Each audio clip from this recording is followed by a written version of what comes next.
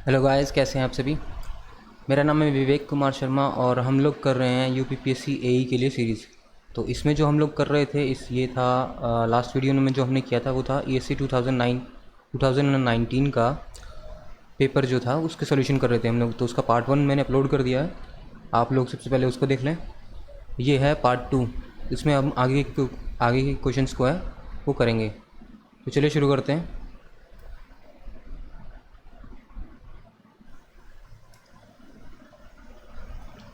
Question number 36 हमने कर लिया, नहीं 36 हमें करना था, 35 हमने कर लिया था।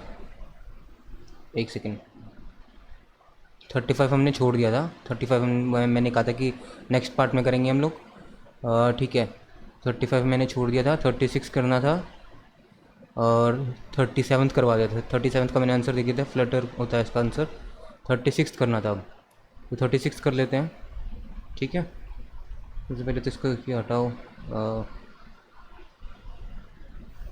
इसमें क्या है, 3 inch arch of span 30 metres and rise of 10 metre. The arch carries UDL of 60 kN per meter on the left half of its span. It also carries two concentrated loads of 160 kN and 100 kN at 5 meter and 10 meter from right end. The horizontal thrust will be। Okay, मैं इसको इसमें कर देता हूँ, ठीक है ना। यहाँ पे मैं बता देता हूँ, ये है हमारी आर्च, ठीक है।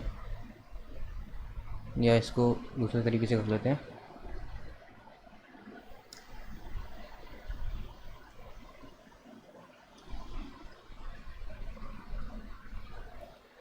यहाँ पे कर देता हूँ।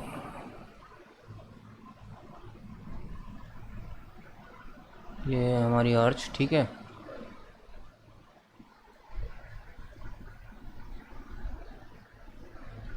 ये रिएक्शन सपोर्ट रिएक्शंस हो गए। ये हमारा हो गया हॉरिजॉन्टल थ्रस्ट, ठीक है। हॉरिजॉन्टल थ्रस्ट सेम रहने वाला है, R1 R2। अब इसने बोला क्या है कि ये जो स्पैन है, एक सेकेंड हम लोग देख लेते हैं। Span 30 metres, rise 10 metres, 60 kN per metre का लेफ्ट पे और 160 kN, 100 kN, 5 metres and 10 metre from right end. Okay, ठीक है। ये हमारा जो है राइज जो है वो है 10 मीटर्स, स्पैन जो है हमारा वो है 30 मीटर्स, ठीक है।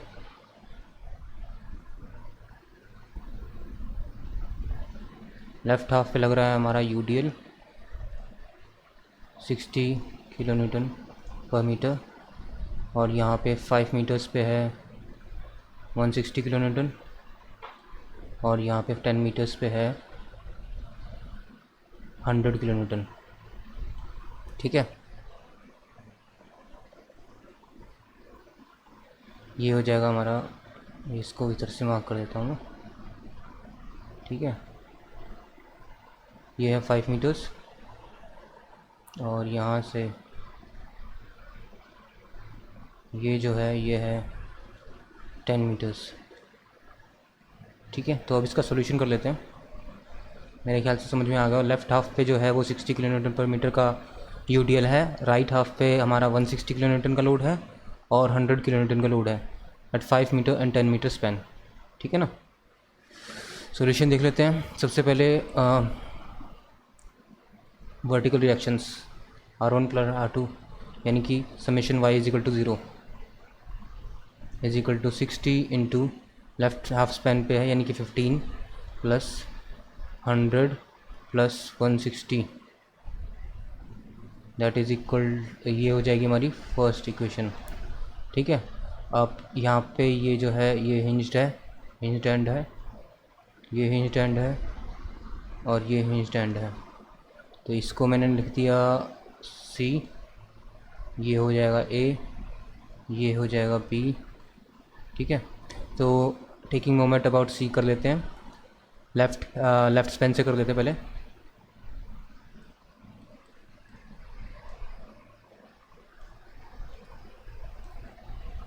Taking moment about C left hand side LHS। ठीक है, तो ये हो जाएगा R1 into 15 clockwise is equal to H into 10 anticlockwise plus 60 into 15/2। ये हो जाएगी हमारी सेकेंड इक्वेशन। और फिर taking moment about C RHS about C RHS। ठीक है, ये हो जाएगी हमारी R2 into 15 anticlockwise is equal to H into 10 clockwise plus 100 total 15, ये 15 minus 10 is equal to 5 plus फिर से क्लॉकवाइज है, ये भी क्लॉकवाइज है 160 इंटू 5 10 माइनस मतलब 15 माइनस 5 इज इक्वल टू 10। ठीक है ना, ये हो जाएगी हमारी थर्ड इक्वेशन।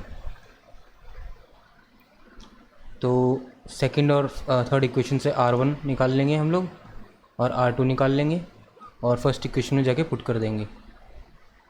ये इधर जाएगा और फिर इसके बाद इसको इधर लेके जाएंगे, तो जो हमारे बनेगा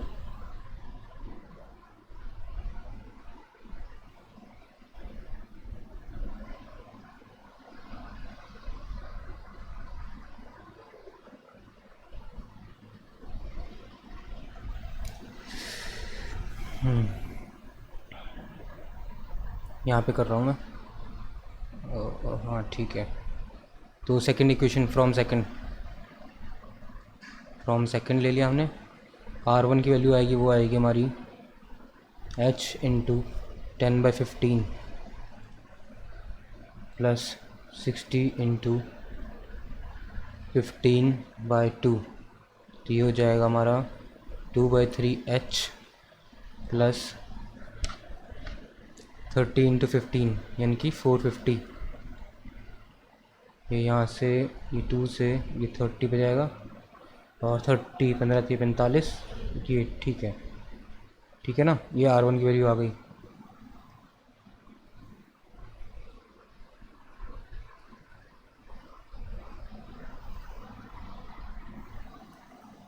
अब R2 की वैल्यू निकाल लेते हैं ऐसे ही सिमिलरली।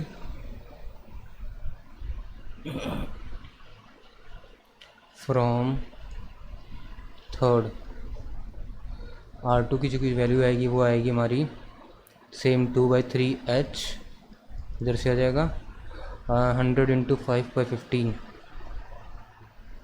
यानी कि 100/3 और ये हो जाएगा 2/3 इंटू 160। ठीक है ना, 2/3 ऑफ 160, ये R2 की वैल्यू हो जाएगी। अब एक काम करेंगे हम लोग इन दोनों को फर्स्ट क्वेश्चन नंबर फर्स्ट जो थी हमारी,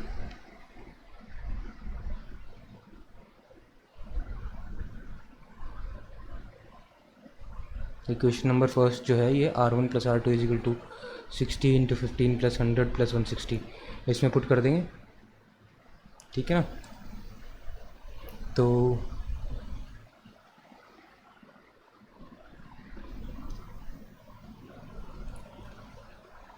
नीचे जाना मिलेगा, यहाँ कर देते हैं। ठीक है ना,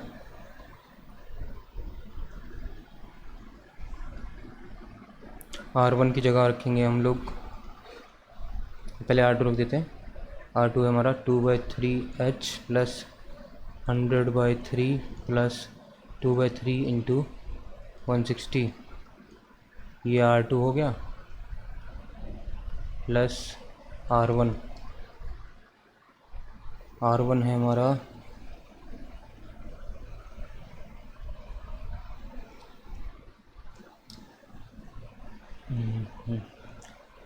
2/3H प्लस 450।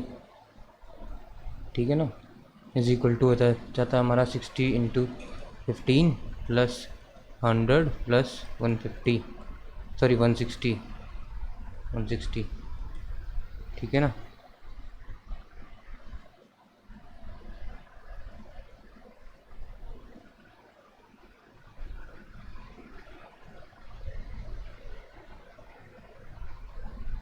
और इसको सॉल्व कर लेंगे।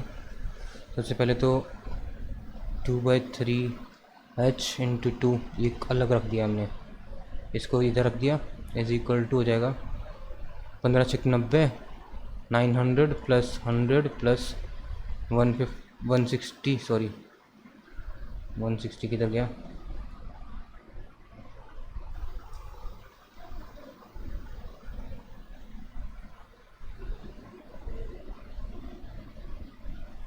प्लस 160 माइनस इधर से 450 गया, माइनस इधर से गया हमारा 100/3 और इधर से गया -2/3 ऑफ 160। तो यहाँ से h जो आएगा वो आ जाएगा इस ये 4/2 इंटू 2 4/3 जो है उसको इधर लेके जाएंगे 3/4 टाइम्स ऑफ 900 प्लस 1000 1160, 1160 माइनस 450 या 1000 माइनस 450 इज़ 550, 550 प्लस 100 650, 700 710, तो ये हो गया, ठीक है 710, तो ये हो गया माइनस 100/3 माइनस 2/3 ऑफ 160। तो इसको सॉल्व करेंगे, इसका सॉल्व करके जो आंसर आएगा वो हमारा होगा, एक सेकेंड ऑप्शंस पे चल देते हैं। क्वेश्चन नंबर 36 आंसर तकरीबन ये आ जाएगा हमारा 428 किलो न्यूटन, ये आंसर रहेगा, ठीक है ना।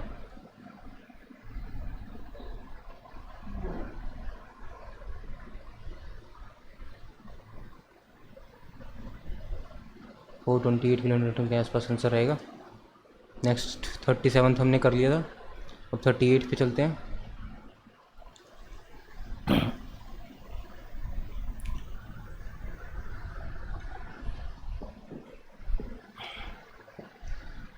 propped cantilever beam,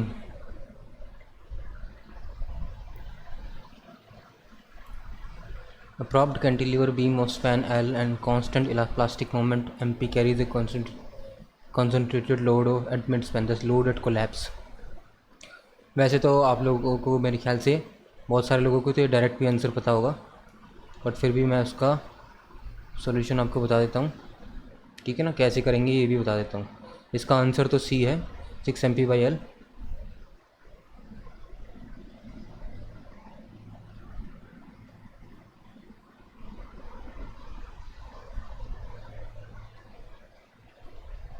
क्या हो गया इससे, कहाँ चला गया, हाँ ले रहा, सॉरी।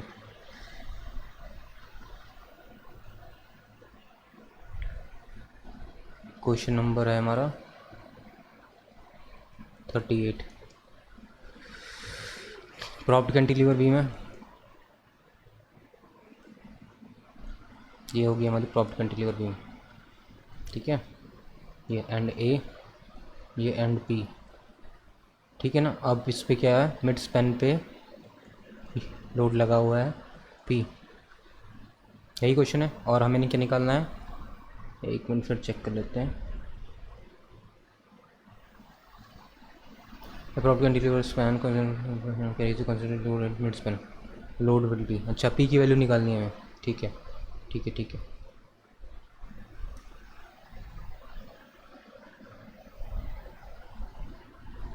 ओके, तो जो हमारा कोलैप्स मैकेनिज़्म बनेगा वो देख लेते हैं अपन पहले। ये कोलैप्स मैकेनिज़्म जो है वो इस तरह का बनेगा कुछ, मिड स्पैन हो गया, ये हो गया, यहाँ पे लोड लग रहा है पी, यहाँ पे जो मोमेंट बनेगी एम पी थीटा, ये हो जाएगा 2 थीटा, ये फिर से थीटा, और यहाँ पे एम पी, और यहाँ पे फिर से एम पी। ठीक है ना, ये हो जाएगा हमारा, यहाँ पर ये है L/2 और यहाँ पर भी है L/2। तो internal work is equal to external work कर लेते हैं, ठीक है ना। तो P into L/2 into theta, L/2 into theta हो जाएगा हमारा डेल्टा, जो यहाँ पे डिफॉर्मेशन आई है, इसको मैं से करता हूँ, ठीक है। ये हमारा डेल्टा,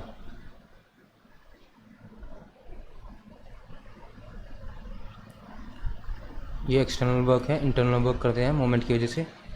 सो M P into theta plus M P into 2 theta, ये हो जाएगा हमारा, ठीक है ना। यहाँ पर मोमेंट बनेगी नहीं क्योंकि फ्री हिंज्ड एंड है। तो जो पी की वैल्यू आएगी हमारी थीटा से, ये और ये थीटा कैंसिल हो गया। सो ये हो जाएगा 2/L into 3 MP, that is equal to 6 MP/L। ठीक है ना, नेक्स्ट क्वेश्चन पे चलते हैं। The steel plate is subjected to tension. The tensile force is applied over a width A, whereas the gross width of the plate is B. The dispersion of the force from the point of application is about 30 degree with the axis. Okay, and the extends to a maximum width of 12 times the thickness of plate. The effective width which comes in action is will be अच्छा, ठीक है ठीक है ठीक है ठीक है।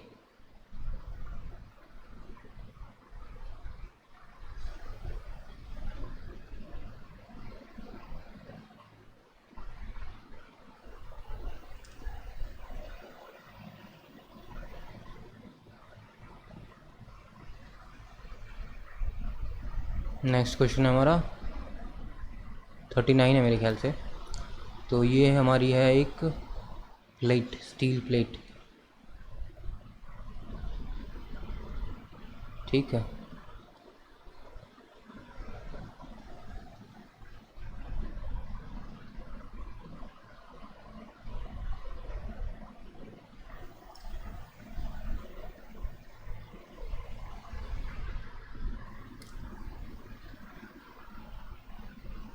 ये हमारी स्टील प्लेट है। मैक्सिमम विड्थ जो है इसकी, टोटल विड्थ जो है वो है B, और ये जो डिस्पर्जन, ये जो है इनिशियल विड्थ, या इसको क्या कहेंगे, एक सेकेंड, क्या कहा गया इसको,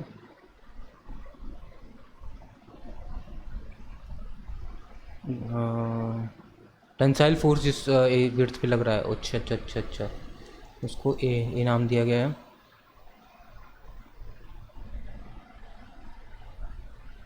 ये ए है, ठीक है ना। यहाँ पर लग रहा है टेंसाइल फोर्स, कुछ भी हो सकता है, कोई भी वैल्यू, ठीक है ना।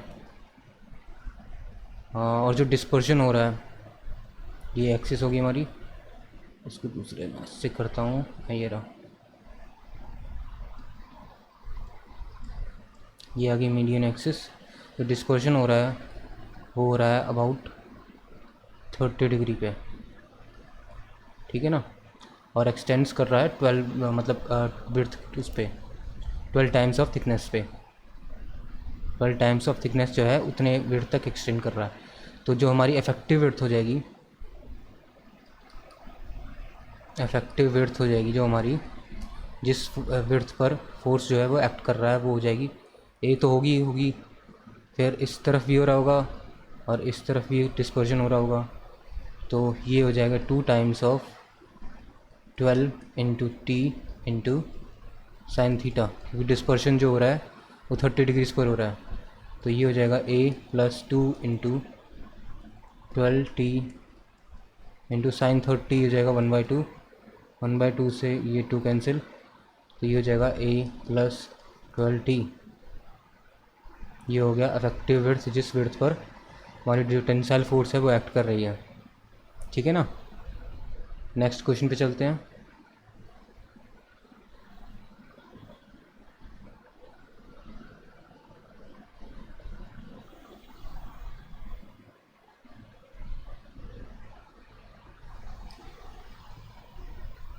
इसका आंसर ये था, और इसका आंसर ये हो जाएगा हमारा A+12T।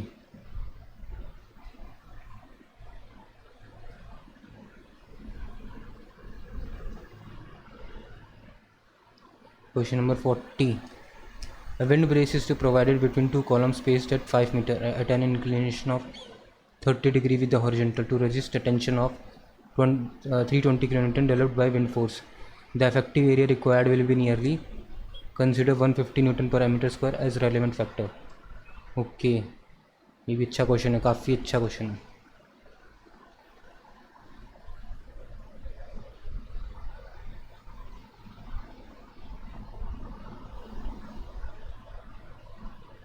एक सेकेंड।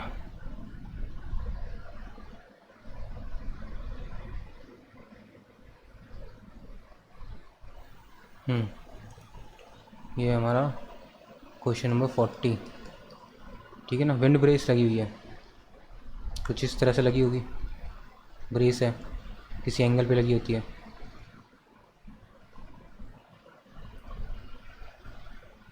जो लोड रेजिस्ट कर रही है वो कर रही है ये FH हो जाएगा 320 kN, ठीक है ना। और जो फैक्टर और ये जो एंगल है ये दिया हुआ है अराउंड 30 डिग्री दिया हुआ है, ठीक है ना। और जो रेलेवेंट फैक्टर है, यानी स्ट्रेस का जो रेलेवेंट फैक्टर होगा वो 150 लिया गया है। बट जब ये टेंसाइल फोर्स को रेजिस्ट कर रही है, it is resisting tensile force. और टेंसाइल फोर्स के लिए जो हमारा जो फैक्टर ऑफ सेफ्टी आता है, सेफ्टी या मल्टीप्लाइंग कोफिशिएंट जिसको बोलते हैं, वो हो जाता है हमारा 0.66, ठीक है ना। तो हमारी जो स्ट्रेस लगेगी, जो हमारी इफेक्टिव स्ट्रेस हो जाएगी, वो हो जाएगी 0.66 इंटू 150। तो ये तकरीबन हो जाता है हमारा 100 न्यूटन पर मीटर स्क्वायर। ये हो जाएगी हमारी इफेक्टिव स्ट्रेस, ठीक है। अब जो फोर्स लग रही है तो हमें निकालना है net area. Net area force divided by stress, ठीक है ना। फोर्स कितना लग रहा है 320 किलोन्यूटन, किलोन्यूटन को न्यूटन में चेंज किया, और किस एंगल पे लग रहा है साइन थीटा पे, साइन 30, ठीक है ना। और जो इफेक्टिव स्ट्रेस है सिग्मा इफेक्टिव, वो है हमारी 100। तो ये जो आंसर हो जाएगा, साइन 30 होता है 1/2, तो ये हो जाएगा 1600 mm square. This is the answer, ठीक है ना।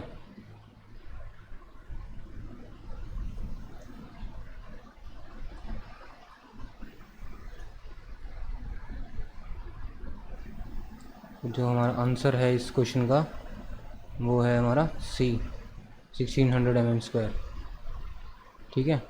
40 क्वेश्चंस हो गए हैं, 41 पे चलते हैं। A beam column for a non sway column in a building frame is subjected to a factored axial load of 500 kN, factored moment at bottom of column of 45 kN for I switch be this buckling load. Okay, ये steel में जो है वो beam column का वो है question. तो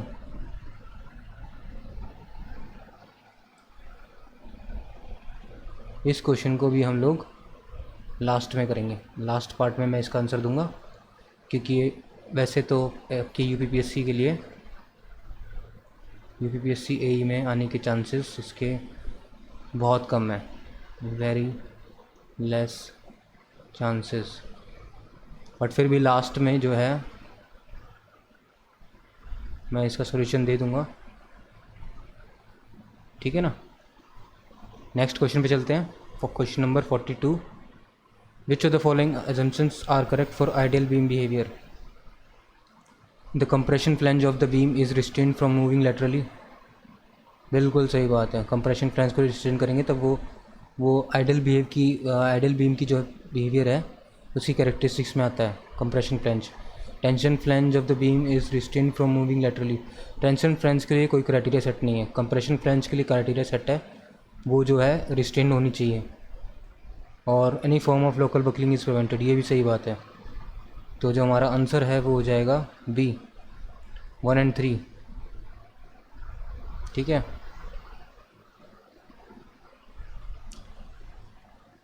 tension flange के लिए कोई क्राइटेरिया सेट नहीं है। कंप्रेशन फ्लैंज के लिए है। कंप्रेशन फ्लैंज जो है वो लेटरली रिस्ट्रेंड होगी, लेटरली रिस्ट्रेंड होनी चाहिए, तब वो beam ideal beam column behaviour या बीम बिहेवियर जो है उसमें कंसिडर की जाती है। क्वेश्चन नंबर 43 पे चलते हैं।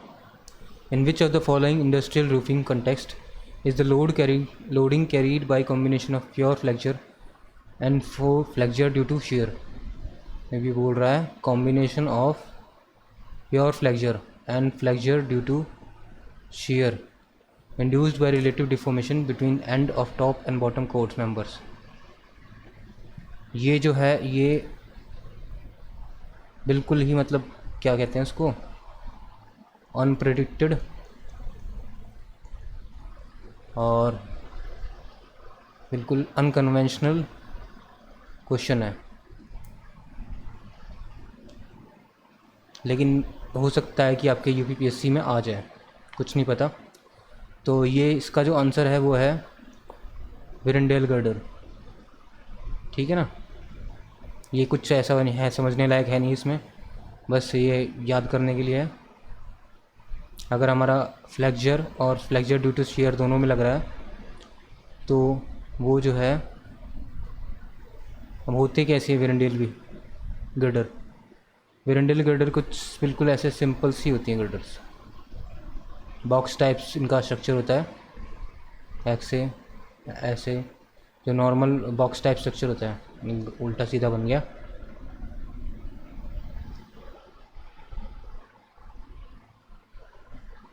ठीक है,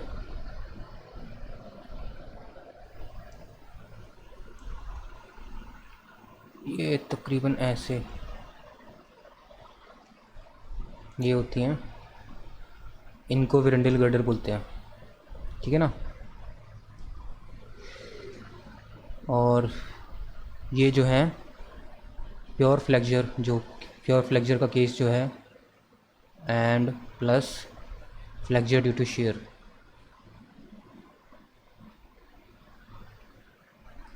इनके क्राइटेरियाज के लिए ना सबसे अच्छी गर्डर मानी जाती है। अगर ये क्राइटेरिया हैं तो इन क्राइटेरियाज के लिए सबसे अच्छी गर्डर ये मानी जाती है। ओके, क्वेश्चन नंबर 44 पे चलते हैं। Bearing stiffeners are provided at ends of girder, plate girder, at end of plate girder and on both faces of web, at the end of plate girder and only on the one face of web, the point of concentrated load to protect the web from direct compression load. सही बात है भाई, bearing stiffener की अगर आप definition भी पढ़ लेंगे ना तो बिल्कुल आपको इसका आंसर मिल जाएगा। और ये जो है सबसे सिंपल क्वेश्चंस में से आता है। ये क्वेश्चन पहले भी पूछा हुआ है बहुत बार और बहुत सारे एग्जाम से पूछा हुआ है और सबसे सिंपल क्वेश्चंस में आता है। तो इसका आंसर तो आपको सबसे पहले बिना मतलब देखते ही टिक लगाना है, 10 सेकंड से ज़्यादा नहीं लेने इस क्वेश्चन को आंसर करने के लिए। Question number 45। If the cost of purlin per unit area is P and the cost of roof covering is R, then the cost of trusses 2P plus R।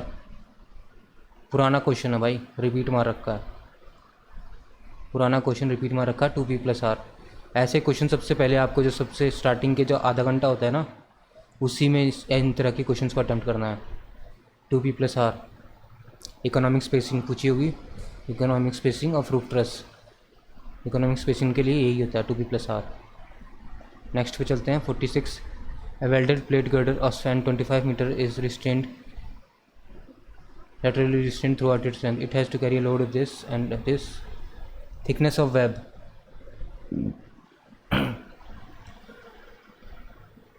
Okay, m is equal to होता है F Y के square T W cube. Plate girders में moment के लिए ये formula होता है, ठीक है ना। तो इससे हम लोग जो है थिकनेस ऑफ वेब निकाल सकते हैं। एफ वाई जो हमारी स्ट्रेस लग रही है ये 250 के, ये जो फैक्टर है 200, और थिकनेस ऑफ वेब जो है वो टी डब्ल्यू, ठीक है ना। तो इसको करते हैं यहाँ पे यहीं पे करते हैं। तो ये हो जाएगा T W is equal to M moment, moment दी नहीं हुई बट लोडिंग दी हुई है, और इसको रिस्ट्रेन लेटरली थोड़ा कुछ नहीं दिया हुआ तो हम सिंपली सपोर्टेड मान के चलेंगे। तो सिंपली सपोर्टेड में हो जाएगा W L square by 8 moment हो जाएगी। तो 80 एल स्क्वायर 25 का square divided by 8 divided by के स्क्वायर, और एफ वाई इज होता है 250, के स्क्वायर हो जाएगा हमारा 200 का स्क्वायर, और ये whole to the power of 1/3, ठीक है ना। इसको जब सॉल्व करेंगे तो आंसर होगा हमारा ए, यानी कि 8.6 के आसपास कुछ आएगा, 8.6 से 8.9 के बीच में ऐसे कुछ रहेगा आंसर। तो जो सूटेबल आंसर रहेगा वो 10 mm रहेगा। इस तरह के क्वेश्चंस कैलकुलेशन की जिनमें ज़्यादा होती है ना 1/3 वगैरह, ये सब थे, ये लास्ट में करने वाले क्वेश्चंस हैं। To be attempted at last, ठीक है ना, लास्ट में करने वाले क्वेश्चन चाहिए। इनको स्टार्टिंग में करेंगे तो टाइम वेस्ट हो जाएगा, और सोल्यूशन नहीं निकला तो फिर और दिमाग ख़राब हो जाएगा, फिर बाकी के आते हुए क्वेश्चंस भी छूट जाएंगे, ठीक है ना। ये वेल्डेड प्लेट गर्डर के लिए फॉर्मूला ये आपको याद रखना होगा, ठीक है। 47 पे चलते हैं। End propped cantilever ABCD is loaded as shown in figure, if it is of uniform cross section the collapse load of the beam will be nearly. Okay, जो इसकी W यहाँ है L/2 L/2 L/3 W/8, जो इसकी collapse mechanism बनेगी वो कुछ इस तरह से बनेगी, ठीक है।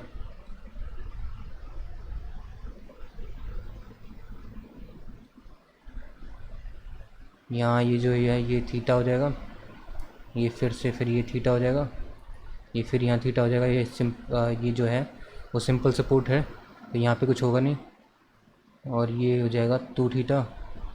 यहाँ पर मोमेंट लग जाएगी MP, यहाँ पर फिर से MP। तो इसका सॉल्यूशन कर लेते हैं, सही बात है। तो ये हो जाएगा सबसे पहले एक्सटर्नल वर्क डन कितना हो जाएगा, W into L/2 theta minus W/8 L/3 theta is equal to MP theta plus MP 2 theta. ये सिंपल सपोर्ट है, यहाँ पे यहाँ पर मोमेंट आएगी नहीं तो इसको कंसिडर भी नहीं करेंगे, और आएगी भी तो इक्वल आएगी तो इसको कंसिडर करेंगे नहीं, ठीक है ना। अब ये माइनस क्यों लिया हमने, क्योंकि देखिए कहाँ गया ये, एक सेकेंड,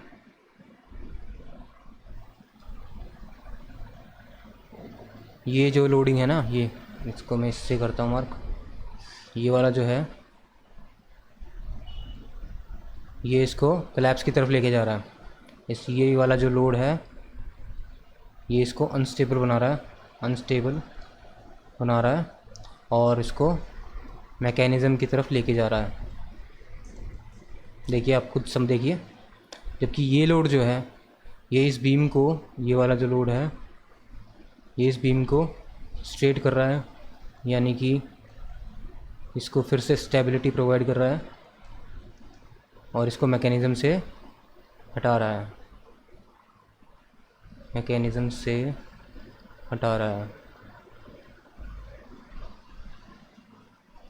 तो इसलिए ये नेगेटिव साइन आ जाएगा यहाँ पर। ये जो है ये रहा, ये नेगेटिव साइन इसलिए आता है, ठीक है। अब इसका सॉल्यूशन हम लोग करते हैं। कहाँ गया? तो ये पेन टैब में यहाँ, okay, W L by 2 theta minus W by 8, यानी कि W L theta 1/2 minus 1/24 is equal to 3 MP theta. Theta से थीटा कैंसिल, ये हो जाएगा हमारा डब्ल्यू एल 1/2, तो ये हो जाएगा 11/24 इज इक्वल टू 3 MP। सो जो हमारा डब्ल्यू हो जाएगा वो हो जाएगा MP/L into 24 into 3 divided by 11। तो ये तकरीबन हमारा हो जाएगा 11 दूनी 22, तो ये 66, 6.5 MP/L। ठीक है ना, ये आंसर हो जाएगा।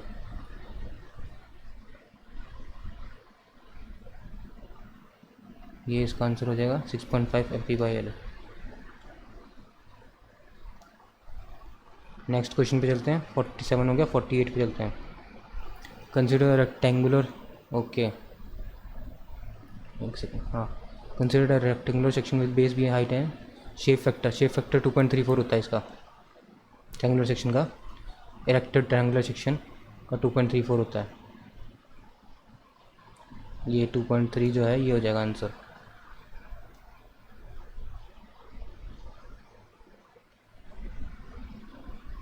नेक्स्ट क्वेश्चन पे चलते हैं। Fatigue in RCC beam will not B problem if number of cycle is less than 20,000। ठीक है, 20,000 इज द आंसर। ध्यान रखना किसी किसी बुक्स में 25,000 भी लिखा हुआ है, कुछ में प्रिंटिंग मिस्टेक, और किसी बुक में 25,000 भी है लिखा हुआ है, और 20,000 जो है अगर उससे हमारी जो नंबर ऑफ़ साइकिल्स हैं वो कम रहती हैं, यानी कि less than 20,000, number of cycles less than 20,000 हो जाती हैं, fatigue will not be a problem, be a problem. Next पे चलते हैं, question number 50। The desired characteristic strength of a mix this standard deviation हमारा 4 Nm/m² for 150 mm size of concrete, कि हमारा 150 average strength. सबसे ईजीएस्ट क्वेश्चन है, average strength निकालना है हमें। Fs is equal to Fc plus K into sigma. Fs क्या है? Average strength. Fc क्या है? कैरेक्टरिस्टिक स्ट्रेंथ, जो कि हमें 20 दी हुई है। K जो फैक्टर है, मल्टीप्लाइंग फैक्टर, वो 1.645 इंटू सिग्मा इज़ 4, तो ये हो जाएगा हमारा 26.6 के आसपास, 26.6 Nm/mm²।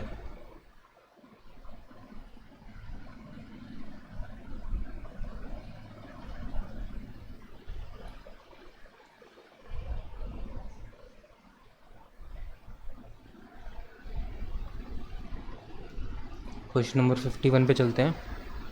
A circular column is subjected to an unfactored load of 160 kN। इसने साफ साफ बोला है अनफैक्टर्ड, ये ध्यान रखने वाली चीज़ है। 160 kN, 1600 kN, effective length 3.5 metres, concrete M25, steel Fe415, रो जी AC/AG 2% है। ये काम वाली चीज़ है, काम, ठीक है। डिज़ायर्ड डायमीटर निकालना है हमें, तो मोमेंट का फॉर्मूला लगाते हैं। मोमेंट इज इक्वल टू हो जाएगा, मोमेंट कह रहा हूँ, सॉरी, लोडिंग का फॉर्मूला लगाते हैं। गलती से मुझसे बोल दिया, लोडिंग का P ultimate is equal to 0.4, तो एक सेकेंड,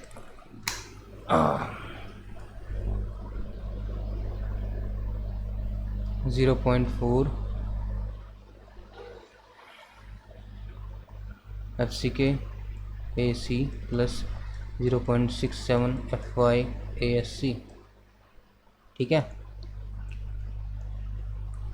पी अल्टीमेट कितना हुआ है, क्या हुआ है 1.5 मल्टीप्लाइंग फैक्टर। उसने साफ साफ बोला था कि अनफैक्टर्ड है, तो फैक्टर करना पड़ेगा 1600 इंटू 10⁻³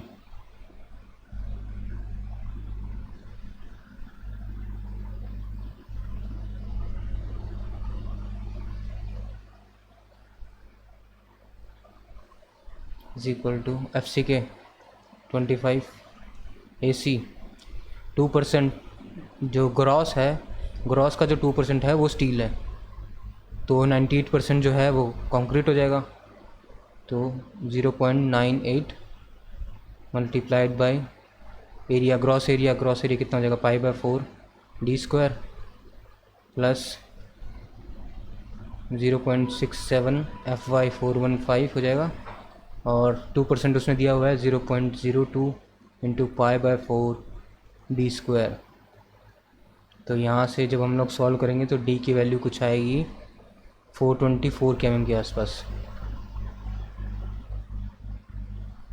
नहीं सॉरी 446 mm सॉल्व करना पड़ेगा। और ये कैलकुलेशन भी काफ़ी हैक्टिक होने वाली है,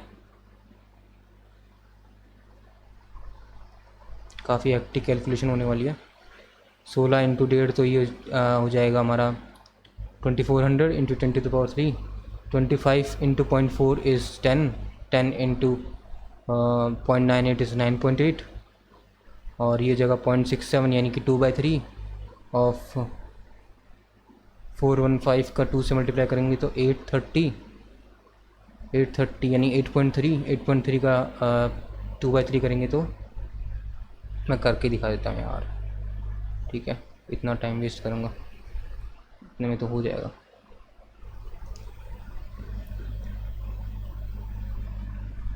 ये इसको अभी यहाँ से हटाते हैं, तो ये हो जाएगा 2400 into 10⁻³ is equal to 9.8 plus ये हो जाएगा 0.830 इंटू 0.67 यानी कि 2/3 हो जाएगा।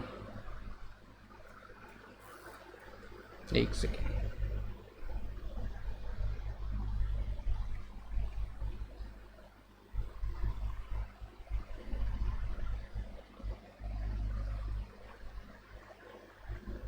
फाइव पॉइंट फाइव के आसपास इसका आंसर आ जाएगा, ठीक है।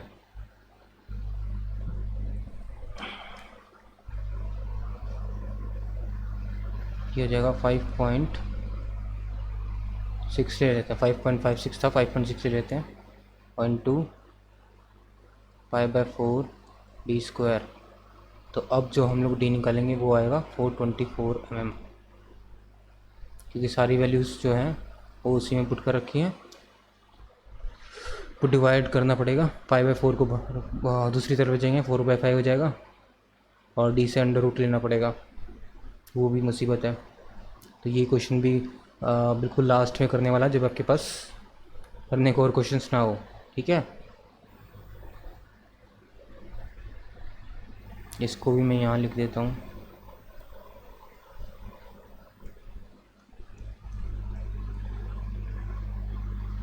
ऐसे क्वेश्चंस को आप मार्क करके आगे बढ़ते चलेंगे, ठीक है। इसमें उलझ गए ना, कैलकुलेशन में बहुत टाइम वेस्ट हो जाएगा। आते हुए क्वेश्चंस जो सिंपल क्वेश्चंस है वो छूट जाते हैं। A strut is made of circular bar 5 meter long and pin jointed at both ends when freely supported the bar. एक second. A strut is made of a circular bar 5 meter long and a pin jointed at both ends. When freely supported, the bar gives a mid-span deflection of 10 mm under a load of 80 Newton at the center.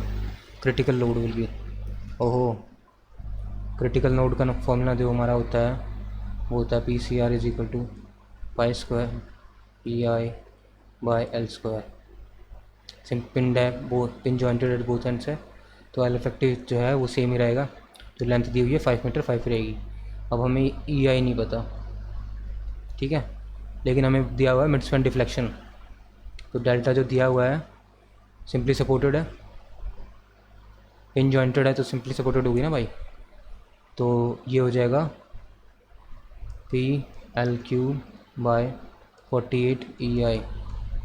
ई आई को side में लेके जाएंगे, ई I is equal to हो जाएगा P हमारा कितना 80 L cube 5 का cube divided by 5 का क्यूब नहीं 5000 का क्यूब एम में रखना पड़ेगा, न्यूटन एम में रखना पड़ेगा।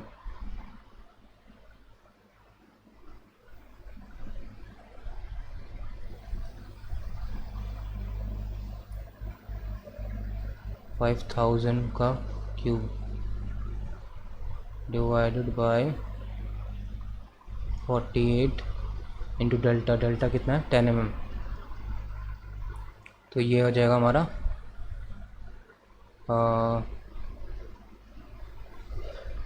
8 10 80 8 6 48 5000 का क्यूब डिवाइडेड बाय 6। ठीक है, इसको हमें ऐसे रखते हैं ई आई में। और फिर उसके बाद हमें क्या निकलना है, अब उसमें पुट करेंगे पीसीआर में। यहाँ कर देता हूँ मैं इसको, बाकी रिमेनिंग जो है क्रिटिकल लोड निकालना है। तो ये हो जाएगा पाई स्क्वायर को अराउंड हम 10 ले सकते हैं। ठीक है, 10 इंटू ई आई 5000 का cube divided by 6 into L square हो जाएगा 5000 का स्क्वायर।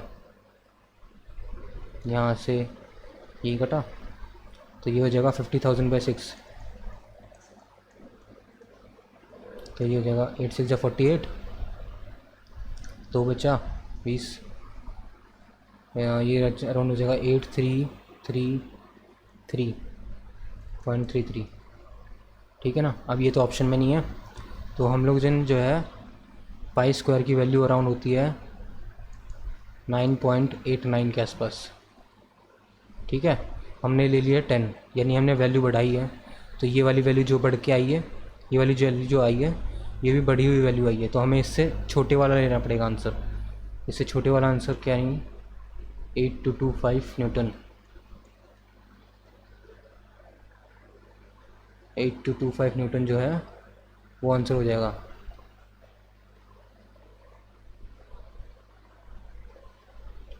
नेक्स्ट क्वेश्चन पे चलते हैं। रेजिडेंशियल, पेन चेंज कर लेता हूँ। Recommended impose load on staircase and residential building as per IS 875। Residential building, अच्छा रेजिडेंशियल बिल्डिंग में ये होता है भाई 3 न्यूटन पर मीटर स्क्वायर।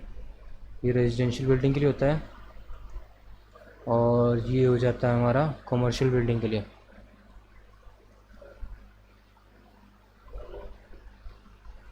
ये याद रखना पड़ेगा, ऐसे ही हो पाएगा, ये याद रखना पड़ता है। 3 kilometre per metre square residential building के लिए, और कमर्शियल बिल्डिंग के लिए 5 kilometre per metre square. Next question पे चलते हैं। Question number 54।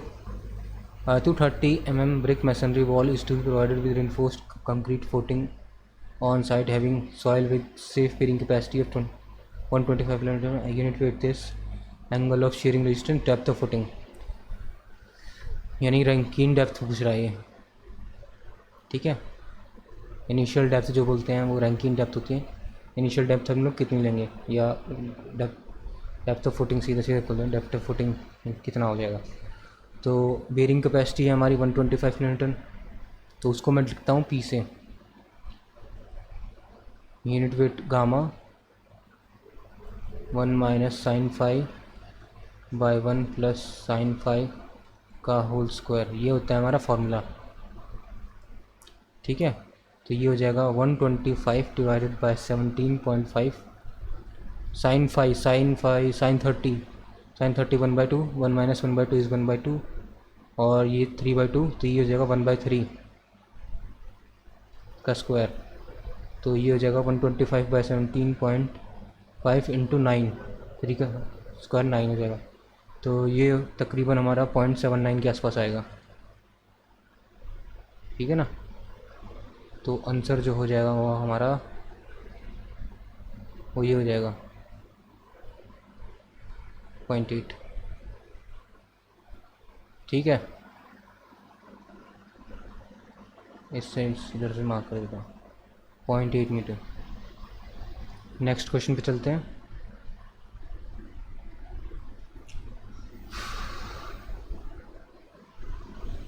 A rectangular beam 200 mm wide has an effective depth of 350 mm. It is subjected to a bending moment of 24,000 Newton meter. The permissible stress as this and this required area of tensile footing. यह है WSM का question, pen दूसरा लेना पड़ेगा. Okay, WSM का question है RCC में. सो इसमें स्टेप्स हैं. फर्स्ट सबसे पहले हमने बैलेंसिंग डेप्थ निकालेंगे एक्स पी. तो D बाय 1 + 3 इंटू सिग्मा, या क्या बोलेंगे इसको, बाय 280 सिग्मा ST, या T बोल सकते हैं, ठीक है ना. टोटल डेप्थ हमारी दी हुई है, इफेक्टिव डेप्थ 350, सिग्मा ST हमारा दिया हुआ है, यानी T जो है, ये जो T है ये सिग्मा ST है. इस वक्त यहाँ पे लेके चलेंगे तो ये तकरीबन हमारा आ जाएगा 350 डिवाइडेड बाय 1 + अच्छा मैंने कैलकुलेशन कर रखी है, तो ये 162.4 के आसपास आ जाएगा mm. अब एक्चुअल डेप्थ निकालेंगे जिसको x से डिनोट करते हैं. वो कैसे निकलेगी, वो मोमेंट हमें दी हुई है, मोमेंट वाले से निकलेगी 0.5 x b c and x, sorry एक सेकेंड ना.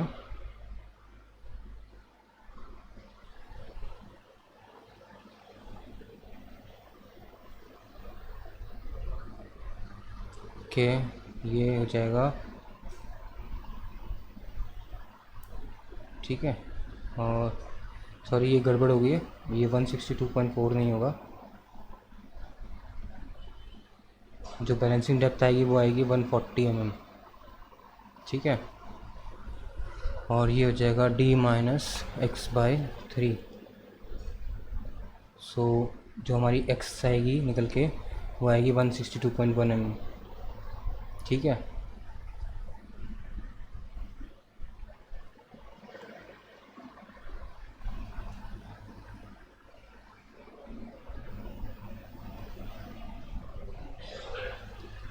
ओके, थर्ड स्टेप कर देते हैं. कहाँ गया, ओके ये रहा, सॉरी. थर्ड स्टेप हो जाएगा हमारा C/x =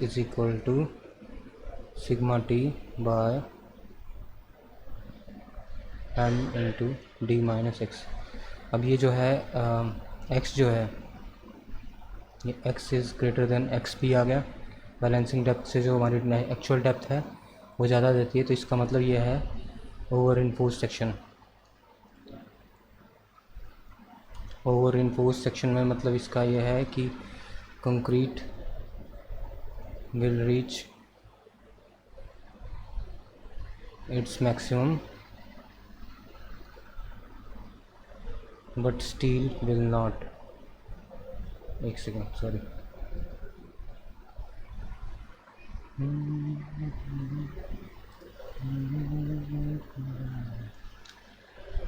okay, but steel will not reach. तो जो कंक्रीट की जो स्ट्रेंथ है वो तो C के इक्वल लेंगे, यानी कि 5 लेंगे ये. बट जो सिग्मा ST है वो अब T से जो है नीचे रह जाएगी क्योंकि ओवर इन्फोर्स सेक्शन है. तो हम लोग सिग्मा ST निकाल लेंगे, ठीक है. तो सिग्मा ST जो निकलेगा mm में दिया हुआ है 18, x जो है वो 162.1 निकाला, D 350 mm है, C 5 है, x 162.1 हो जाएगा. तो सिग्मा ST जो आएगा वो निकाल लेंगे हम लोग. ये थर्ड स्टेप हो जाएगा. अब फोर्थ स्टेप जो आएगा वो आएगा कि हम लोग 18 जो एरिया ऑफ टेंसाइल रिइंफोर्समेंट है वो निकालें. तो मोमेंट का दूसरा जो फॉर्मूला होता है वो निकाल देंगे हम लोग टेंशन साइड से. सिग्मा T 80 यानी सिग्मा ST 80 D - x/3, यहाँ से जो है 80 निकाल लेंगे, ठीक है. मेरे ख्याल से सबको समझ में आ गया होगा और इसमें कुछ समझाने वाला ऐसा कुछ है नहीं, बट कैलकुलेशन लगेगी, लेंथी है और कैलकुलेशन में टाइम लगता है इस क्वेश्चन में. तो इसका आंसर जो है वो हो जाएगा क्वेश्चन 55. क्वेश्चन इसका आंसर जो है वो हो जाएगा 778 mm²। ठीक है ना, कैलकुलेशन आप कर लीजिएगा, ज़्यादा टाइम नहीं वेस्ट करना चाहता कैलकुलेशन पे। कैलकुलेशन आपको इम्प्रूव करनी पड़ेगी, अपनी कैलकुलेशन स्किल्स, मेरी भी खास अच्छी नहीं है इसलिए मैं छोड़ रहा हूँ। Which of the following statement are correct with reference to insuring minimum shrinkage of prestressed concrete. सबसे पहली बारी minimum shrinkage of prestressed concrete, prestressed concrete की minimum shrinkage. Water cement ratio and proportion of cement paste should be kept minimum to reduce shrinkage, सही बात है। Aggregate of larger size well graded for minimum voids need a smaller amount of cement paste and attendant shrinkage will be smaller। अगर हमारा size ज़्यादा है, जो size है aggregate के साइज़ है वो ज़्यादा है, तो इसका मतलब जो हमारे सरफेस एरिया हो जाएगा साइज एग्रीगेट्स का वो रिड्यूस कर जाएगा, तो इसका मतलब हमें कम पेस्ट में ही हमारा काम चल जाएगा। और वॉइड रेशो वेल ग्रेडेड है तो वॉइड रेशो वैसे ही कम रहेगा। ठीक है, smaller amount need a smaller amount of cement paste, सही बात है। Attendant shrinkage will be smaller, ये भी सही बात है, तो सेकंड पॉइंट भी सही है। Harder and denser aggregate of low water absorption and high modulus elasticity will execute smaller shrinkage. अगर हमारे जो एग्रीगेट्स हैं वो हार्ड और डेंस होंगे तो हमारी जो वाटर एब्जॉर्प्शन है वो उन पे कम रहेगी। एब्जॉर्प्शन जो है वो हार्ड, अगर एग्रीगेट्स अगर हार्ड और डेंस हैं तो वाटर एब्जॉर्प्शन कम रहेगी। उसके बाद मॉड्यूलस ऑफ प्लास्टिसिटी जो है वो ज़्यादा रहेगी, तो इसका मतलब जो आंसर हो जाएगा 1 2 3, तीनों ही ऑप्शन सही हैं। 1 2 3 is the answer.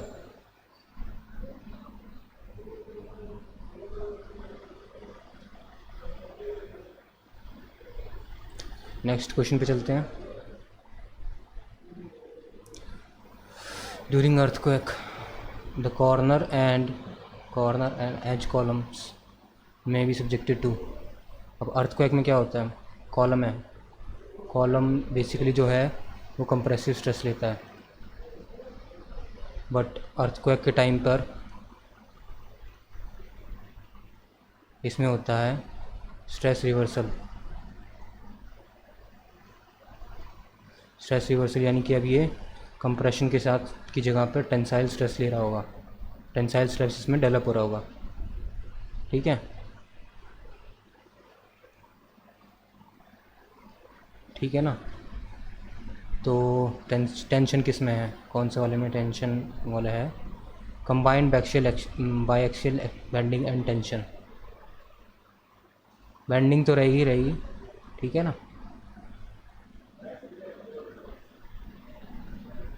combined biaxial bending and tension is the answer। minimum number of bars required in a rectangular column for earthquake resistant design। अब earthquake resistant design है तो वो more ductile डिज़ाइनिंग है, तो उसमें जो है वो नंबर ऑफ़ मेंबर्स जो है, नंबर ऑफ़ बार्स जो हैं वो नॉर्मल कॉन्क्रीटिंग्स में जो बार्स यूज़ करते हैं उससे ज़्यादा रहते हैं। तो इसमें जो रहेंगे वो रहेंगे सबसे पहले एक यहाँ पे कॉर्नर पे, फर्स्ट कॉर्नर, फिर सेकंड कॉर्नर, फिर थर्ड कॉर्नर, फिर फोर्थ कॉर्नर। रेक्टेंगुलर कॉलम की बात कर रहे हैं तो एक यहाँ पर, एक यहाँ पर, एक यहाँ पर और एक यहाँ पर। Earthquake resistant design, earthquake resistant design, तो 8 इज़ द आंसर। ठीक है, नेक्स्ट पे चलते हैं। द परमिसिबल और allowable compressive stress FAC of brick masonry does not depend on।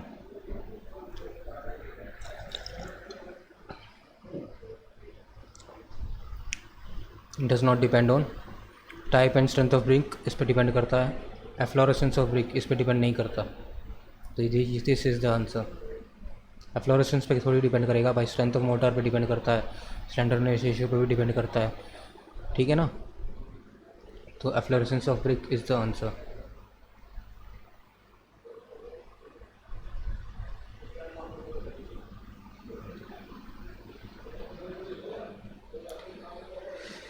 Masonry dam 8 meter high, 1.5 meter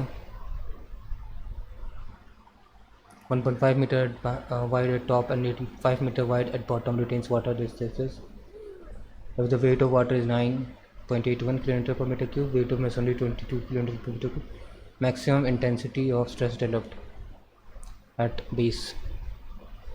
ये क्वेश्चन जो है काफ़ी हेक्टिक क्वेश्चन है।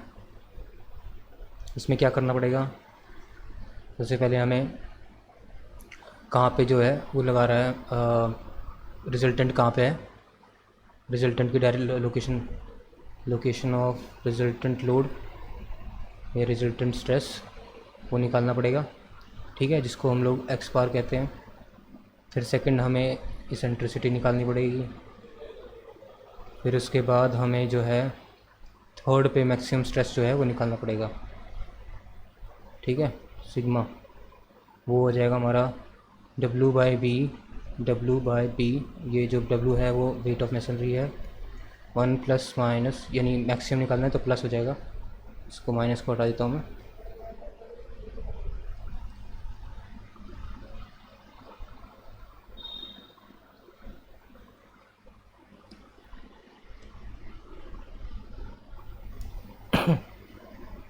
वन प्लस ये सेंट्रिसिटी ई से लिखा, ठीक है, 6E/b, इस तरह से ये निकलेगा। और ये काफ़ी लेंदी क्वेश्चन होने वाला है। इसका जो सॉल्यूशन है वो भी मैं आपको लास्ट में दूंगा, क्योंकि ये इसके आने के चांसेस कम है, क्योंकि कैलकुलेशन, सिंपल कैलकुलेशन की जो है क्वेश्चंस जो है सिंपल कैलकुलेशन वाले आएंगे। क्या हो गया, ओके सेलेक्ट नहीं हुआ क्या,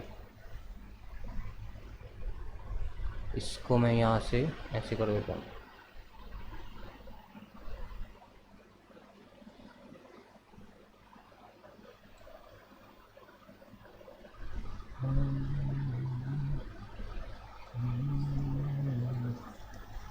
सिक्सटी क्वेश्चन को भी हम लोग, क्वेश्चन नंबर 60 को भी लास्ट में करेंगे, ठीक है। सबसे पहले इजी वाले जो हैं, जो कि आपको मार्क्स दिलाएंगे, क्योंकि मार्क्स तो सभी क्वेश्चंस के सेम है, तो टाइम वेस्ट क्यों किया जाए। मार्क्स अगर सेम है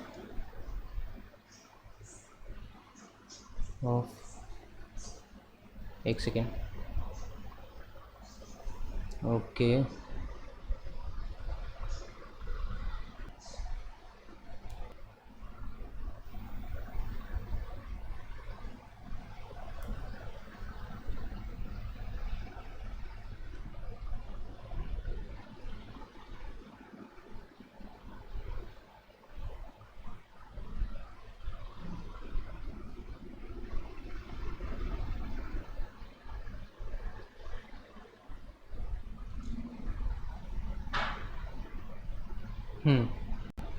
ठीक है, यह हैंग कर गया था। सो मार्क्स अगर हमारे हर क्वेश्चन के same of each question same है, तो बिना वजह डिफ़िकल्ट एंड लेंदी क्वेश्चंस पे टाइम वेस्ट क्यों किया जाए।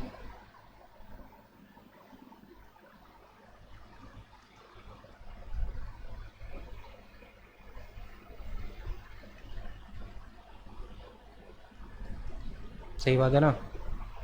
तो चलिए नेक्स्ट क्वेश्चन पे चलते हैं। A front end loader on a given job moves a load of 1.5 meter cube of soil, loose soil in one cycle consisting of loading, lifting, traveling, unloading, return, ready to trip and ready to for next loading. If each cycle time is 1.2 minutes, the actual output, तो cycle time हमारा है जो है 1.2 minutes, तो 1.2 minutes यानी कि divided by 60 our, ठीक है ना। तो एक्चुअल आउटपुट निकाल लेंगे हम लोग। एक्चुअल आउटपुट हो जाएगा 1.5 डिवाइडेड बाय 1.2 डिवाइडेड बाय 60। सो इसको जब हम सॉल्व करेंगे तो ये आ जाएगा 60 into 1.5 by 1.2, 4 3 5 4 15 75, 75 is the answer.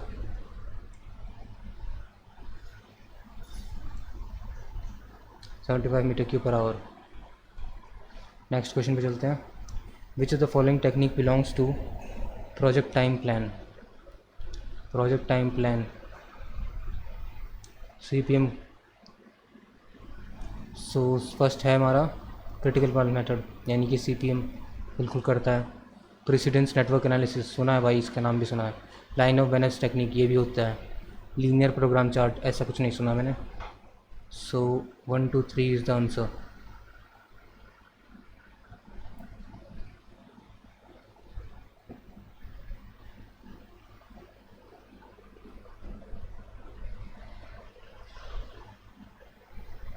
कुछ ऐसे क्वेश्चंस होते हैं जो कि बस आते हैं या नहीं आते उससे मैटर नहीं करता, बट आपकी कितनी आईक्यू है और कितना आपने पढ़ा है उस हिसाब से आपका हो जाता है कि हाँ ठीक है, ये वाला टॉपिक तो है ही, ये भी हमने सुना हुआ है, नाम सुना हुआ है, ये तो होता ही है। लाइन ऑफ बैलेंस टेक्निक होता है, क्रिटिकल पाथ मेथड होता है, प्रेसिडेंस नेटवर्क एनालिसिस ये भी नाम सुना हुआ है, ठीक है। तो ये 3 तो होंगे। इसका लीनियर प्रोग्राम चार्ट मैंने कभी नाम नहीं सुना, मैं इसको क्रॉस लगाता हूँ। 1 2 3 इज़ द आंसर।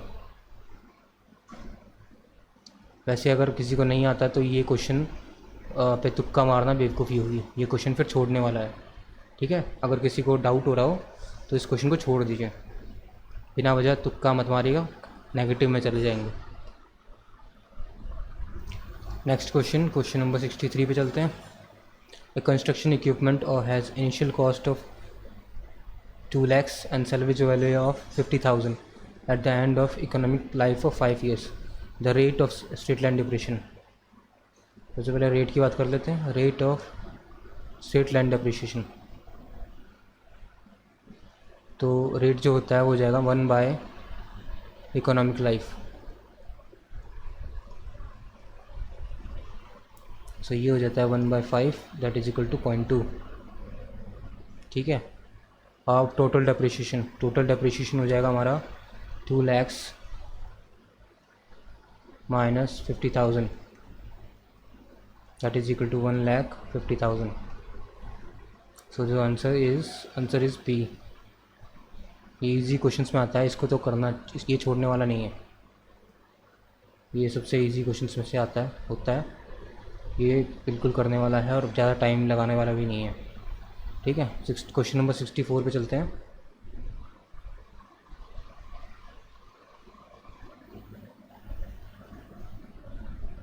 कि इसको यहाँ से मैं यहाँ हटा देता हूँ, ठीक है। नेक्स्ट क्वेश्चन पे चलते हैं। Consider the following assembly with different operations standard in a time 250 hour working days in an year to produce 4,000 unit in a year, the minimum number of workstation required। अच्छा ठीक है, तो सबसे पहले इसके में हमें जो फर्स्ट करना पड़ेगा वो क्रिटिकल पाथ फाइंड करना पड़ेगा। क्रिटिकल पाथ कौन सा आने वाला है, जो यानी कि जिसका टाइमिंग जो है मैक्सिमम होगा जिस पाथ से, वही हमारा क्रिटिकल पाथ हो जाएगा। तो जो हमारा क्रिटिकल पाथ आएगा वो आ जाएगा 60 65 29 37 PT, ये 65, फिर F63 है। सी हमारा जो है वो ये हो जाएगा A B D G H and K। तो क्रिटिकल पाथ का जो टाइमिंग हो जाएगा वो हो जाएगा 60 + 65 + 37 + 36 + 126 + 64। इसको ऐड करेंगे तो आएगा हमारा 388 मिनट्स। 388 मिनट्स को डेज़ में कन्वर्ट करेंगे, ठीक है ना। 388 मिनट्स को डेज़ में कन्वर्ट करेंगे तो ये हो जाएगा 388 डिवाइडेड बाय 60, ये हो जाएगा आवर। अब एक दिन में 24 घंटे तो काम कर नहीं रहे होंगे, 24 घंटे तो कोई काम नहीं करता, तो अज्यूम करते हैं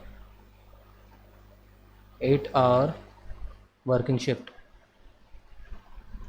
यानी कि एक दिन में जो है वो 8 घंटे के आसपास ही काम होता है। तो जो एक दिन में जो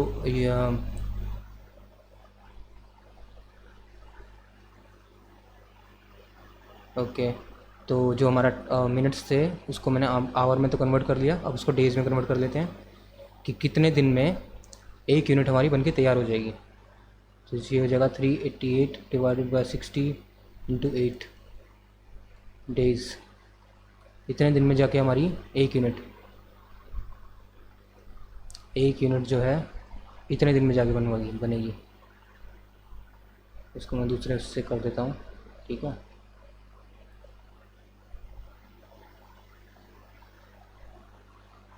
एक यूनिट के लिए हमें इतने दिन तो चाहिए, ठीक है। तो अगर हमें तो टोटल हमारी जो 250 वर्किंग डेज़ है उसमें कितनी यूनिट बनेंगी, एक यूनिट के लिए कितने दिन, तो 250 डेज़ में बनेंगे हमारे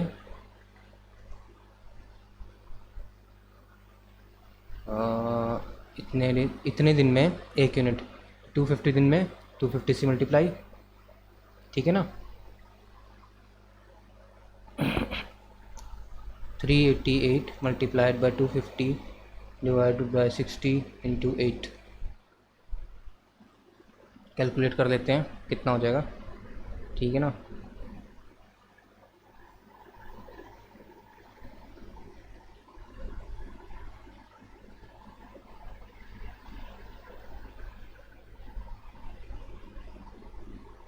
टू 202.083।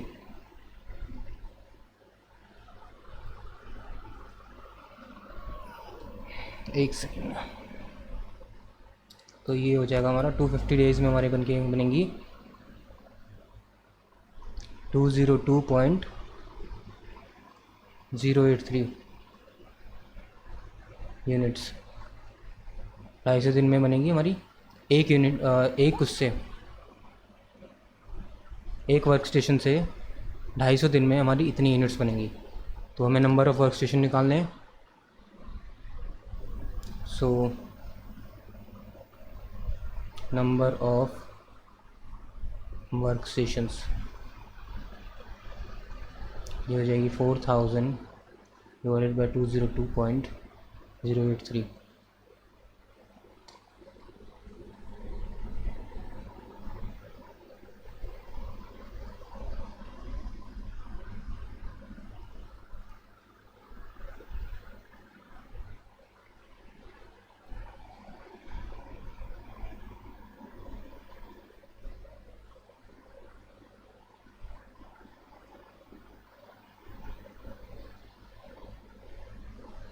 सॉरी, एक गड़बड़ी हो गई है।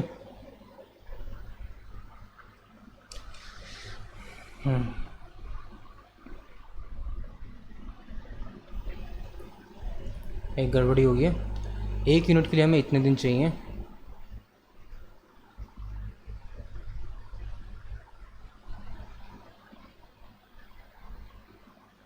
ठीक है ना। तो एक दिन में कितने यूनिट्स बनेंगी, वन डे में, एक सेकंड फिर गड़बड़ी हो गई।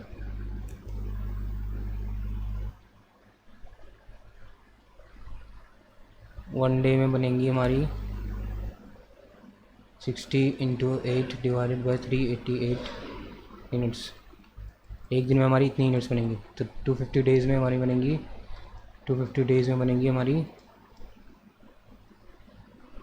250 इंटू 60 इंटू 8 डिवाइडेड बाई 388। तो इसका आंसर जो आएगा वो 309 के आसपास आएगा। और फिर नंबर ऑफ़ वर्क स्टेशन निकालने हैं हमें।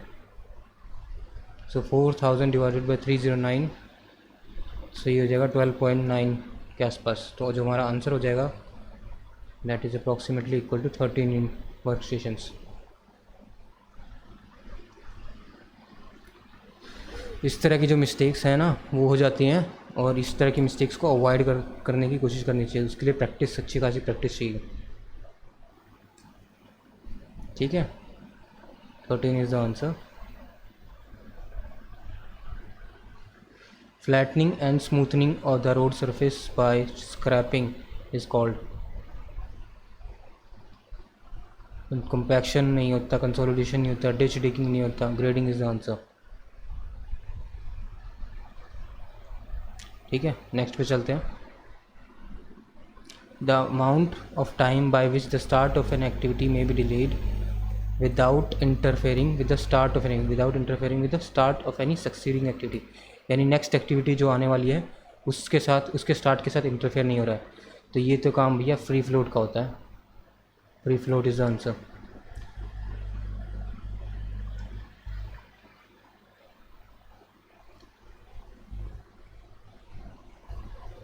टोटल फ्लोट तो हर जगह इंटरफेयर करता है. फ्री फ्लोट जो है वो सक्सीडिंग एक्टिविटी के स्टार्ट के साथ जो है वो इंटरफेयर नहीं करता, बस प्रीसीडिंग एक्टिविटी को डिले मतलब प्रीसीडिंग एक्टिविटी को अफेक्ट करता है.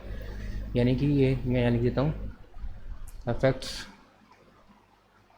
Preceding activity only. ठीक है. टोटल फ्लोट इसका इधर से affects both preceding and succeeding activity.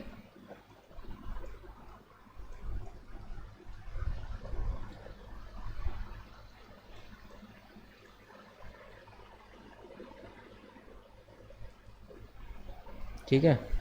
Next question पे चलते हैं. A crew consisting of 2 carpenters and 1 helper can fix 10 meters square of a slab from work in 8 hours. And hourly labor rate is of carpenter is 85 rupees, helper is 69.5. Average hourly rate per worker. Average hourly rate per worker पूछा है. सबसे simple question, बस किसी को समझ में आ जाए तो ठीक है ना. दो कारपेंटर 85 इंटू 2 और हेल्पर है 69.5 इंटू 1 डिवाइडेड बाई 3. सॉल्व करेंगे आंसर आ जाएगा 80. ठीक है ना. A project with production cost of 100 crore has 20,000 man months as direct labour, out of which 60% is non productive. यानी 100 करोड़ है बजट, प्रोडक्शन कॉस्ट जो है वो 100 करोड़ है. अब इसमें जो है 60% नॉन प्रोडक्टिव है, नॉन प्रोडक्टिव, और यहाँ प्रोडक्टिव. तो 60% यानी 60 करोड़, ये 40 करोड़. ठीक है ना. The labour cost is estimated while tendering is 20% of project cost.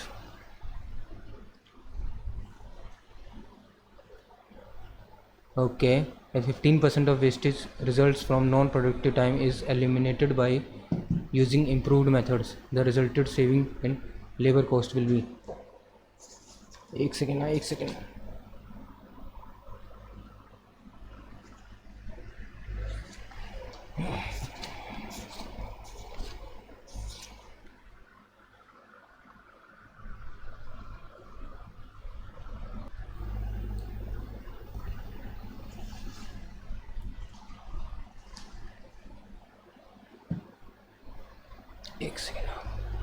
हाँ, तो हम लोग थे यहाँ पे, किधर गया. ओके, इसको इधर से करेंगे. इसको मैं यहाँ करता हूँ. ठीक है ना. ओके, नहीं यहीं कर लेते हैं यार, वहाँ दूसरा क्वेश्चन भी है. 100 करोड़ का हमारा जो है वो प्रोडक्शन कॉस्ट है. 60% इज़ नॉन प्रोडक्टिव टाइम. ठीक है. लेबर कॉस्ट जो है वो हमारी 20% है, यानी कि लेबर कॉस्ट जो है वो है 20 करोड़. बाकी रेस्ट जो है वो है 80 करोड़. ठीक है. आउट ऑफ दिस 20 करोड़ जो है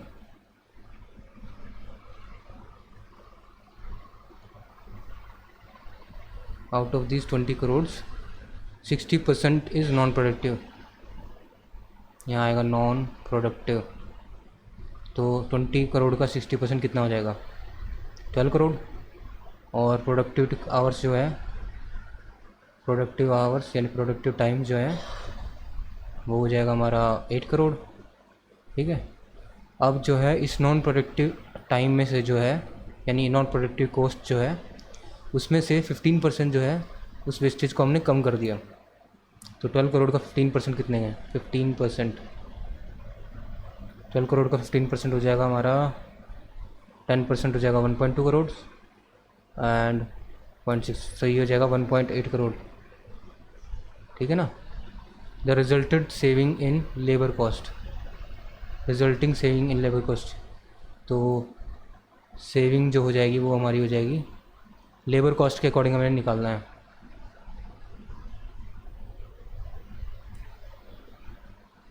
यानी कि सेविंग की बात कर रहे हैं तो ये 1.8 करोड़ ये हो जाएगा डिवाइडेड बाय प्रोडक्टिव टाइम या प्रोडक्टिव आवर्स जो है, क्योंकि कॉस्ट तो इन्हीं पे लगने वाली है। ठीक है, ये तो सारा वेस्टेज जा रहा था।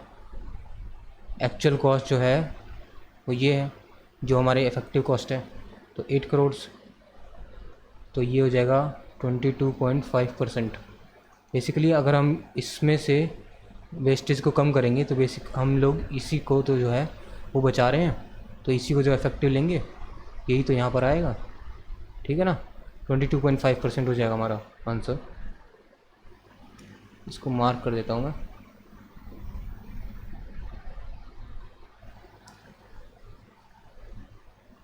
%22.5।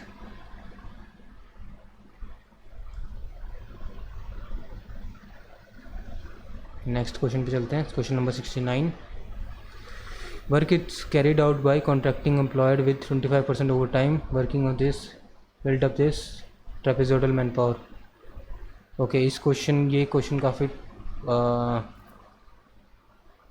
इस क्वेश्चन को भी लास्ट में करेंगे। ठीक है, लास्ट में करेंगे इस क्वेश्चन को, ये मैंने मार्क कर लिया। तो नेक्स्ट क्वेश्चन पे चलते हैं।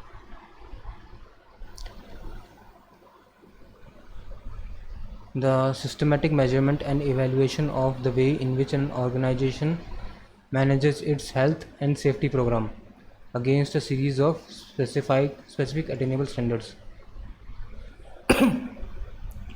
अगर हमारे स्टैंडर्ड्स की बात की गई है कि स्टैंडर्ड्स के अगेंस्ट हमें चेक करना है कि भाई ये स्टैंडर्ड है, इतनी लिमिट है, इससे बेटर जो है होना चाहिए। इससे बेटर अगर है तो आप लोग ओके है, आपको सर्टिफिकेट मिल जाएगी। ठीक है ना, कि आप लोग सेफ्टी प्रोग्राम और हेल्थ एंड सेफ्टी प्रोग्राम जो है उसकी क्राइटेरियाज़ को फुलफ़िल कर रहे हैं। तो हमने एक स्टैंडर्ड सेट किया हुआ है, तो ये जो काम होता है ये सेफ्टी अकॉर्डिंग के अकॉर्डिंग होता है, सेफ्टी ऑडिट में किया जाता है। और सेफ्टी इंस्पेक्शन कब होता है, जब हम स्टैंडर्ड्स नहीं होते, बस हमने चेक किया, ठीक है, कुछ भी वैल्यू आई हमने नोट कर लिया, ठीक है ना, और लिख दिया और आगे सेंड कर दिया। लेकिन अगर हमें कुछ स्टैंडर्ड फिक्स किए हुए हैं, फिक्स्ड स्टैंडर्ड्स, और उसके अगेंस्ट हमें चेक करना है कि इसको पार कर रहा है, इस फिक्स स्टैंडर्ड को फुलफिल कर रहा है या नहीं कर रहा, तो वो हो जाती है हमारी ऑडिट। ठीक है ना। नेक्स्ट क्वेश्चन पे चलते हैं। Question number 71। On A construction project the contractor on an average employees 100 worker with 50 hours working per week. The project lasted for 35 weeks and during this project 14 disabling injuries occurred. The injury frequency rate, तो injury frequency rate जो है वो हो जाएगा हमारा based on 1 lakh of man hour work. Injuries कितनी हुई है 14, कितने टाइम में हुई है और कितने वर्कर्स के अकॉर्डिंग हुई है। 100 वर्कर्स 50 आवर्स एक पर वीक काम किया उन्होंने, 35 वीक्स तक काम किया, और कितने लाख के मतलब कितने मैन आवर जो हैं वर्क किया है, तो वो है 1 लाख 10⁵।